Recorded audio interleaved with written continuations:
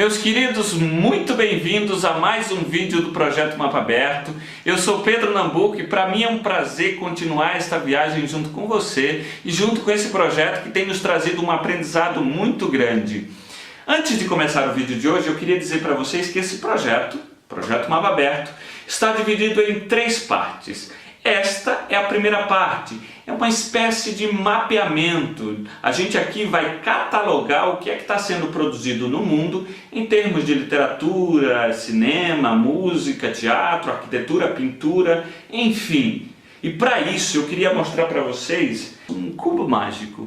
Ele vai nos acompanhar e aqui a gente vai colocar os países que a gente visitar. Então, se vocês prestarem atenção, aqui a gente já tem o Uruguai, a Nigéria e a Noruega.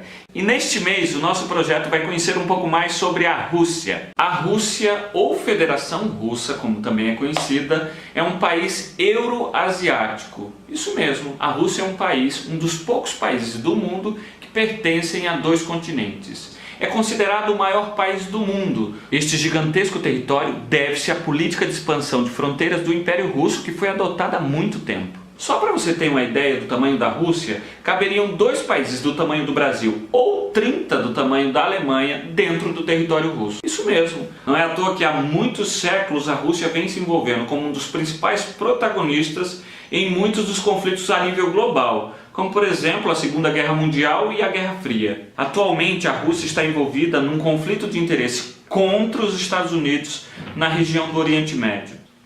Eu tenho dúvida se estamos preparados para entender o universo dos russos. Isso porque ao me deparar com essa tentativa eu só enxergo complexidade. Os russos são extremamente complexos. Um exemplo claro disso é como lidar com a complexidade, com a profundidade da literatura russa ou do cinema russo. Eu estou levando horas para entender e digerir o Vladimir Nabokov. Lolita tem sido um grande desafio, ou talvez um dos maiores desafios que eu já tive na leitura de um livro.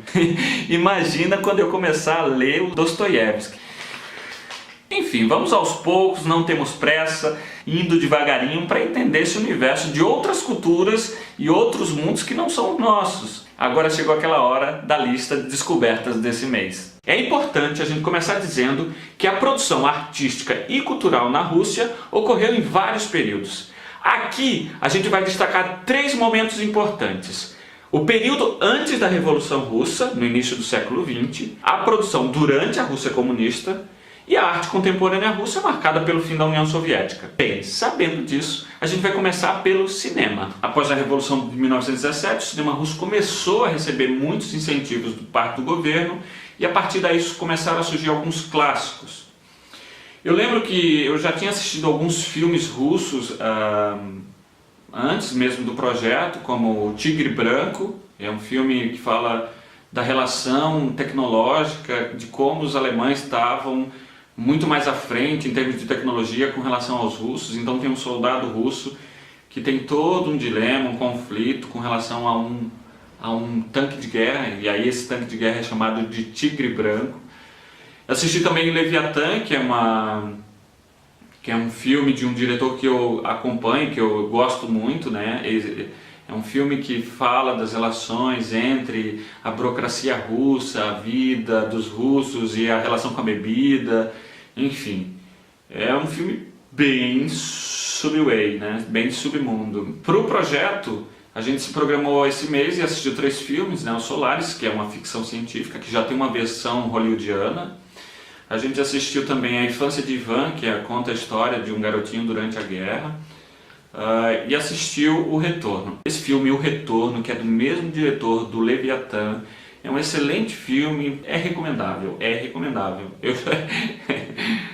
muito bom. Bem, aí ficaram outros filmes para assistir porque não dava 5 filmes, né? 3 livros, 5 filmes, não deu tempo. Mas ainda estão na minha lista O Sol Enganador, que é de uma diretora, Nikita, alguma coisa, que é maravilhoso, dizem que os filmes dela é maravilhoso. Uma coisa interessante é que se você tem interesse de assistir alguns filmes russos, existem alguns online com legenda em português. Então, numa postagem lá na página do Facebook do projeto, eu coloquei alguns links para que, se você tem interesse de assistir alguns filmes desse que eu falei aqui, lá já está disponível online no YouTube, enfim, é só assistir. Bem, é isso. Com relação ao cinema, é isso. Se o cinema russo já é cheio de preciosidades, imagine então a literatura russa. Só para você ter ideia, são inúmeros escritores. Eu tenho em casa alguns, outros não, então eu vou mostrar alguns para vocês. Isaac Asimov, o Vladimir Sorokin, Tolstói, Vladimir Nabokov, Anton Chekhov, do teatro, um dramaturgo. Sem falar no Dostoiévski, que eu não tenho nenhum livro dele aqui em casa, né? Fazer o quê? Eu não tenho nenhum livro dele aqui. Dos livros que eu mostrei para vocês, eu conhecia antes do projeto o Chekhov, já li lá na faculdade de teatro. Para o projeto eu consegui ler o Sorokin, que é o Dostoiévski Trip. Esse cara aqui tem um conceito interessante, que é a narcoliteratura. Então ele entende a literatura como um narcótico.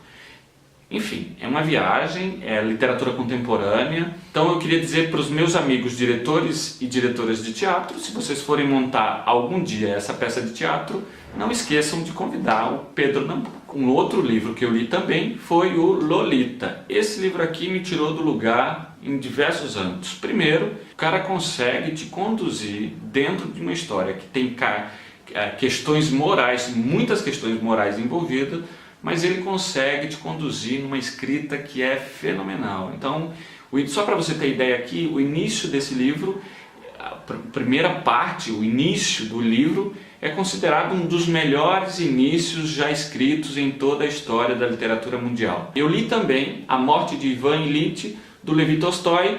Esse livro aqui eu vou comentar um pouco mais adiante, porque ele é o livro do mês do projeto. Para o teatro e para a dança, os russos tiveram uma importância muito grande. Foi lá que surgiu, no início do século XX, um método de atuação criado por Stanislavski, que é utilizado até hoje por atores de todo o mundo. Na dança, nomes como Mikhail Baryshnikov e Anna Pavlova estão entre os maiores bailarinos do século XX. Outra arte que se desenvolveu bastante na Rússia foi a pintura.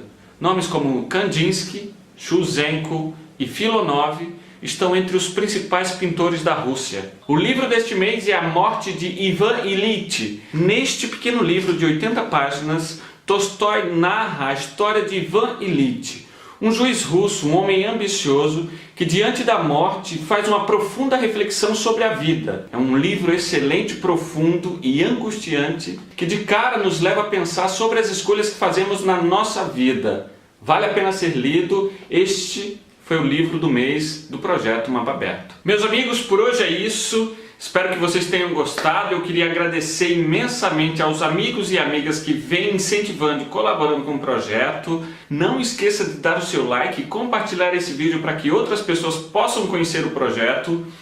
Um beijo grande e até o próximo mês com mais um vídeo do projeto Mapa Aberto.